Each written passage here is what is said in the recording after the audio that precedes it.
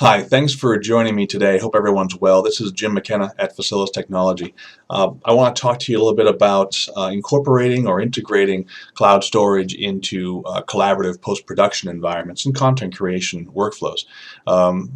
We're a shared storage company. We sell on-premises large shared storage servers, network attached, fiber channel, Ethernet, shared file system, a lot of added value with applications that we provide. And integrating with cloud storage is a part of that. Our users know that that's a necessary part of their workflow and necessary part of the data flow in the life cycle of their projects. So I'm going to get into a few of the reasons why that is. First, let's get into some traditional production facts. One of which is that content creation requires a lot of speed. And this is why we sell on-premises storage systems. These are 10 gigabit, 16, 32 gigabit connected workstations requiring hundreds to thousands of megabytes per second per seat. Camera formats can be very large, multiple stream, multicam formats in these productions can require a lot of the connection to the server. The second thing is that post-production has deadlines, and those deadlines are usually very immovable. They're air dates, and the air dates need to be kept. And because of that, schedules you can't really play around with them too much. And so, having that deadline really means the requirement is that you're efficient and that you're protected. Also, lost content normally can't be reproduced. If you do a shoot and you have talent on set and you wrap the shoot, normally you're not going back to shoot that again, if at all costs. So you are very conscious of the need to protect that data going forward through the process of the production. And then finally, projects normally have large file counts. These file counts can get into the hundreds of thousands of files. Every time that camera starts and stops, a new file is created, not like the old video workflow. You could ingest an entire tape, and these file counts can get very, very large, especially when you're combining audio and video from different sources in the high-end productions. So hundreds of thousands of files are not unheard of in modern production. So with that, let's talk about the traditional cloud conundrum. Maybe the reason why cloud hasn't been adopted in the same way in the media and entertainment industry as it has been in other industries where data is very important. The first thing is that these files we're dealing with are extremely large compared to most industry file types, and uploads can take a long time. And let's go back to that deadline scenario that we were talking about before, where these productions don't have time to wait. So producers who are trying to find a way to better protect their data often see this as a detriment. The second thing is, once the files are there, the content is normally detached from the production workflow. Production workflow is the data comes in, it's ingested to a centralized server normally, it's made available to all the workstations who require that at a very high access, as we mentioned before, and then once it's up on the cloud, it's really detached from that sort of internal workflow that you have. So really that's caused a lot of producers and post-production supervisors think about cloud as more of an ancillary thing. It's not something that they can really use in-house, in facility. It's more of just a safety catch or disaster recovery method. The third thing is that file access adds to cloud storage cost. Traditionally, every time you access or download a file or even look at it, it's going to cost a little bit more. And people who run these budgets don't like the idea of not knowing on a month-to-month basis how much things are going to cost, because they have to bid the job ahead of time. And if they don't stick to that budget, they could end up losing money on the production. So they like the fixed cost. They like the idea of something that's not going to change through the life of the production. And cloud hasn't been, in some workflows, especially good at that. And then, people like economy of scale. The more you use, the less you expect to pay on a per gigabyte, per terabyte basis. And that sometimes isn't the way that cloud works. Cloud is a sort of a fixed fee all the way through. Sure, you can negotiate things here and there if you're a large company or corporation, but for the most part, the more storage you buy, you're not really paying that much less for it. So let's bring in Facilis. And Object Cloud, which is a product of Facilis, using Wasabi. So the first issue we had was that camera master files are very large. Well, the solution to that is that Facilis can generate proxies to the cloud. High quality proxies of the camera masters that take up much less space, much lower bit rates. And this can solve the problem of the upload times and the download times when it comes to restore these files. The second thing we talked about is content is detached from the production workflow. Well, to solve that, cloud content through Facilis Object Cloud is represented in a familiar file system. It looks just like every other storage volume that you have on the system. And within that folder and file structure is all of your cloud data. Not represented by full files on the cache volume, represented by sparse files or stub files, basically pieces of the file left behind that just show you where it is, the name, the size, but don't offer any other information like the essence of the file, the audio, video has been flushed and only exists on the cloud. This gives users a very familiar method of naming conventions of folders and jobs the way they're used to, without having to go to a separate interface to train and to figure out how exactly they're going to move things back and forth between their production workflow and the cloud data. The third thing we talked about is file access can add cost. When you access a file to download it or read it off of your cloud storage, it will increase the cost overall, which isn't good for set budgets. With Facilis Object Cloud and Wasabi, of course, there is no egress fee. So as many times as you'd like to download that file externally or internally in the facility, it doesn't cost any more for the amount of storage that you're using. Finally, you may find that with cloud storage, it's unapproachable at large capacities because there's less economy of scale. Well, we can help with that too, because there's other deep archive methods that you may choose that are much lower cost that we can incorporate in the same interface as your cloud storage, so that the life cycle of your data can be managed from active, cloud, and finally perhaps to deep storage in LTO tape. This is through our Object Cloud, Object LTO feature set in the same interface. So let's talk about each of these points a little bit more to get a little more description on each one and how they're affecting post-production facilities. First, let's talk about proxy to cloud. I mentioned that these files from the camera are very large, take a long time to upload, cause problems with delays and deadlines, cause problems with the amount of storage being used.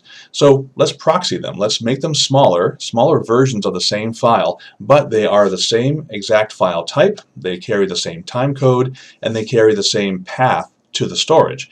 And these things are all important because if you want to use a proxy later on, you have to be sure that it's as close as possible to the original master clip that came in, the master file from the camera, in order for that to link properly into the applications that you're using and creating content.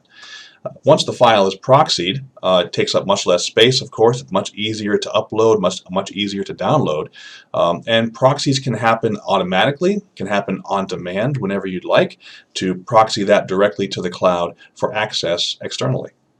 The second problem we're trying to solve is how to get cloud storage integrated into the production workflow. The content creation workflow where hard drives and normal file systems are used on the desktop and not cloud interfaces and APIs.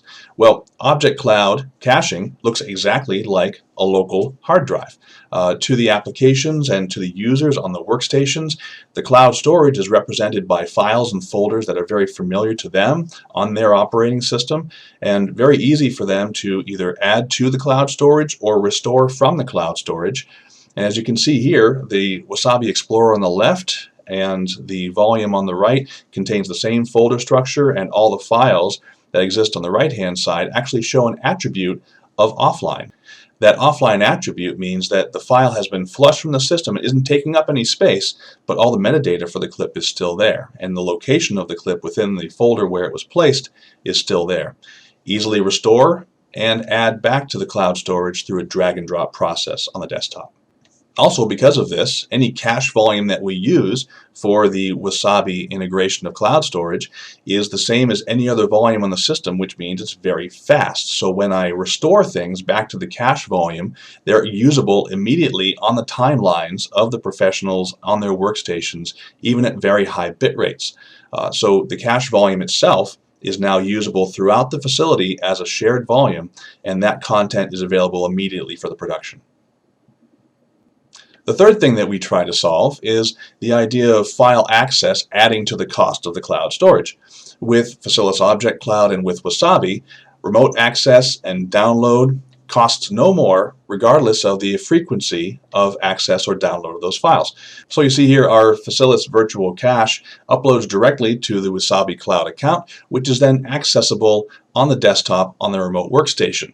Now, this workflow would add cost to most any cloud storage out there except Wasabi, which allows me to charge our clients for a one-time yearly fee for all the storage they need without the need to worry about additional fees for the amount of times they access those files.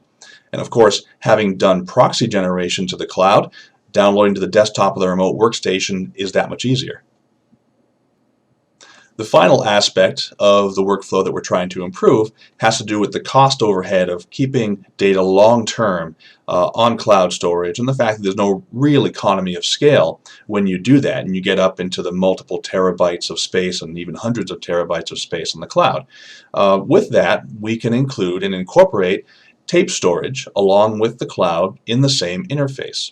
So all the way down to a cent per gigabyte for a cartridge cost of LTO8, that's with uncompressed 12 terabytes of space on the cartridge. I can have that LTO library alongside my cloud storage in the same object cloud directory structure, and in the same interface I can drag and drop in and out of my tape library storage as well. And this is all tracked through our Fast Tracker asset management system. It knows when files have been sent to the cloud. It knows when files have been sent to tape. It can give you the information about the storage location on cloud or on tape for those assets. And of course, for all of the active assets you have on your storage any given time in the facility. So between Object Cloud, Wasabi Cloud Storage, other alternative backup devices, and our Facilis Fast Tracker, you have a full workflow, end-to-end, bringing media in, making it redundant to the cloud, to tape, tracking it all the way through the process, active and archive. From one company, integrating cloud storage into your day-to-day workflow. Before we move on to question and answer, I want to drop off and do a bit of a demonstration about how we can really in a practical way produce proxies to a cloud account that is usable for accessing those files remotely with collaboration with internal and external artists on the same content. So let me do that here. This is Adobe Premiere. Adobe Premiere is a creative application for video editorial. Adobe has, of course, many applications, After Effects, Prelude, Photoshop, that are used by creatives every day. With Premiere and After Effects, we have our Fast Tracker panel. And the Fast Tracker panel, as you can see here, is a way to log into the Fast Tracker database directly from the Adobe interface. And it gives me options of things like catalogs, time-based indexing, when a clip was indexed, what catalog I put it in for organizational purposes, and also volumes. Volumes that have been indexed. Volumes are project-based spaces that are used by our customers in the shared storage environment. So I'll go to stock video. I want to find some stock video of Amsterdam. And that brings up a few clips that I see here. I'm going to look for certain ones that I want, that I know are online to me, showing green in the source bubble there. So I can see a few that I want here. I can look through a preview clip of these. Preview clip is basically a small preview that was made that's just useful for viewing it within this window here. I can play that through. I can open it up to full screen, determine if that's what I want, and then from there I can bring it down to my timeline. So the preview clip isn't really a proxy, it's just made for display within this window.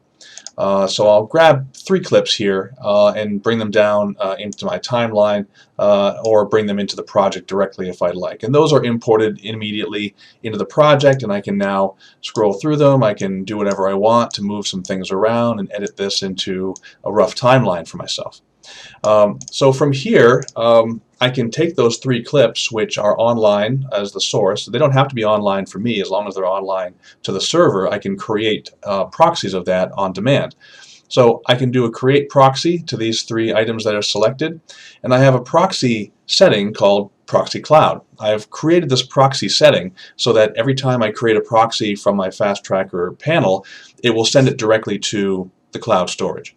So I'll go ahead and do that. So now it's going through, it's queued up, but if I click on here, you'll see that this is currently encoding, and each of these will go through until they've encoded, until they're finished encoding and they're on the cloud storage through the cache volume in Object Cloud. So it's pointing to a cache volume that is local to our server that is pushing everything directly to the cloud as it enters the cache volume. I can either choose at that point to make it retain on the cache volume for usage by me still. In the case of this, it's a proxy file. I may want to use it locally as well, so I'm going to retain it on the cache volume. Or there's a choice there that says simply flush the file as soon as it's uploaded to the cloud, to the Wasabi bucket. So if I go through here, I see that that's now finished, that's now finished, and that's now finished. Okay, so now all three are completed their proxy encodes to the cloud. So here I have the source material that I've created this timeline with, so I'll go ahead and save this project out. Save a copy of the project, and you'll see here that on the desktop I have this cloud volume. The cloud volume is the cloud cache volume. That's what we're using to push all of our proxies to push all of our data to. And if I highlight the cloud volume here, you'll see I have a lot of folders here, including my LTO folders, and those are designated to go to LTO storage as opposed to the rest of these that are designated to go directly to the cloud. So if I go into the proxy here, where I know that that's where it places the proxy files that I send, if I go into the stock video, I see that there's the Amsterdam folder already here, so I'm going to save my Wasabi project directly to this folder. And now that's saved out. So the next step is to go over to my Mac system, which is my home system, which is off the network here in the facility. It's only on the internet. And so bringing that up, I'll open this up, and you'll see here I have an instance of an item on my desktop that's called Wasabi. And that Wasabi mounted volume is actually a mounted S3 bucket on my desktop. This is through a product called Expand Drive, which gives me the instance of the S3 bucket, being Wasabi in this case, on my desktop. So I'll open this up, and then I'll open up the folder here, and you go into the proxy, same place I just was, and into the stock volumes, and then bang, here it comes. Wasabi project is open. So I'm going to go ahead and just double click on that directly off of the S3 mounted volume on my desktop. And it comes in, it asks me for a Fast Tracker login, but I'm not local to Fast Tracker, so I'm not going to log in. But see what happened here is it brought those three clips in. I can load up the timeline, and it's immediately online. So it's given me not only the sequence project, but also linked directly to the media on the instance of S3, which is the Wasabi bucket, on the desktop. So if you get that whole thing, it's basically it's me in the facility creating proxies of the media that I'm working with for someone remotely to be able to open up the same project, linked to the same media that I've created a proxy in the facility, simply through no other connection than their internet connection at home. So for remote access and for distribution of content to multiple locations, as long as you have the authentication and the keys to mount this Wasabi instance locally on your desktop at home, you have the ability to open up a project that I'm creating in the facility and link to either the same media that I'm pushing to the cloud, or even better, proxy media, since that all downloaded very quickly and made it accessible to me immediately. So, in conclusion, between Facilis Object Cloud using Wasabi Hot Cloud Storage and our Facilis Fast Tracker, which tracks all of the assets, whether it be active, cloud, or tape-based, we have a great way of incorporating cloud storage into the workflow for you to have ultimate redundancy, ultimate access to the media worldwide where required, and the ultimate system in facility to facilitate your high bandwidth, high bitrate content creation workflows. So that concludes the presentation.